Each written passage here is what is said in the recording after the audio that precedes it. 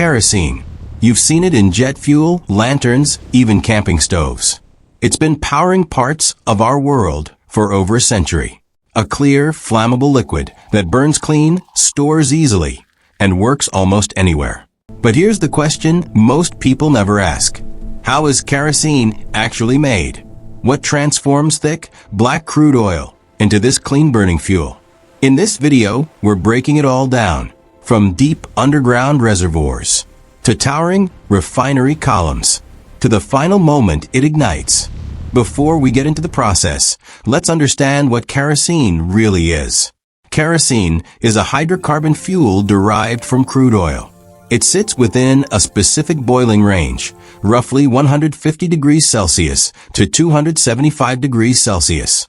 That range gives it a unique balance. Less volatile than gasoline, but lighter than diesel. And that's exactly why it's so versatile. Kerosene wasn't always made from crude oil. In the 19th century, it was known as coal oil, distilled from coal. But as petroleum refining advanced, crude oil became the primary source. Today, kerosene plays a critical role in aviation fuel, heating, lighting, industrial applications. Everything starts with crude oil, a thick, complex liquid found deep underground, made up of thousands of different hydrocarbons. It's extracted through drilling, on land, or deep beneath the ocean, then transported to refineries through pipelines, ships, or trucks. Because crude oil on its own, it's not very useful. It needs to be separated. This is where the real transformation begins. Inside a refinery, crude oil is heated to extremely high temperatures until it vaporizes. The vapor rises through a tall distillation column. As it moves upward, it cools. Different hydrocarbons condense at different levels, based on their boiling points. Heavy fractions settle low. Light ones rise higher. And kerosene? It condenses right in the middle. At this stage, we get what's called straight-run kerosene. But it's not ready yet. It still contains impurities, sulfur, nitrogen compounds, unstable hydrocarbons. These affect performance, stability, and emissions. So the fuel needs further treatment.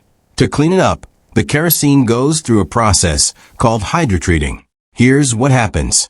It's mixed with hydrogen gas, then passed over a catalyst, under high temperature and pressure. This removes sulfur and other contaminants. The result? A cleaner, more stable fuel.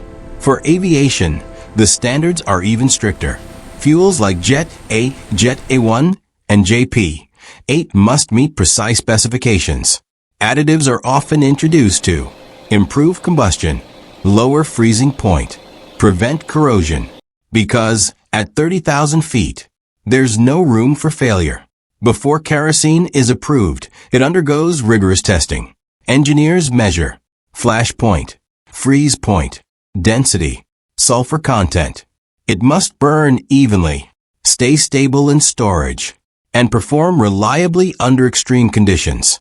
Once it passes testing, the kerosene may be blended with other components, adjusted for specific uses, then stored in large tanks, ready for distribution. Not all kerosene is the same. There are different grades depending on use. Aviation kerosene powers jet engines worldwide. Household kerosene, used for lighting, heating, and cooking. Industrial kerosene, used as solvents and cleaning agents. Same origin, different applications. Kerosene burns cleaner than heavier fuels like coal or diesel. But it's not perfect. It still releases carbon dioxide and small amounts of pollutants.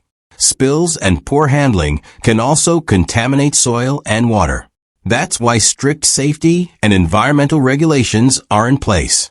Today, industries, especially aviation, are exploring alternatives. One major option? Bio-kerosene, made from plant oils or algae, designed to reduce emissions and dependence on fossil fuels. So the next time you see a jet cross the sky, light a lamp, or use a kerosene stove, remember the journey behind that fuel. From deep underground, through intense heat and precision chemistry, to a refined, powerful energy source. Kerosene isn't just fuel. It's engineering, science, and innovation working together. Thanks for watching. If you have ideas for our next video, drop them in the comments. And if you enjoyed this one, like, subscribe, and stay tuned for more stories hidden in the simplest things.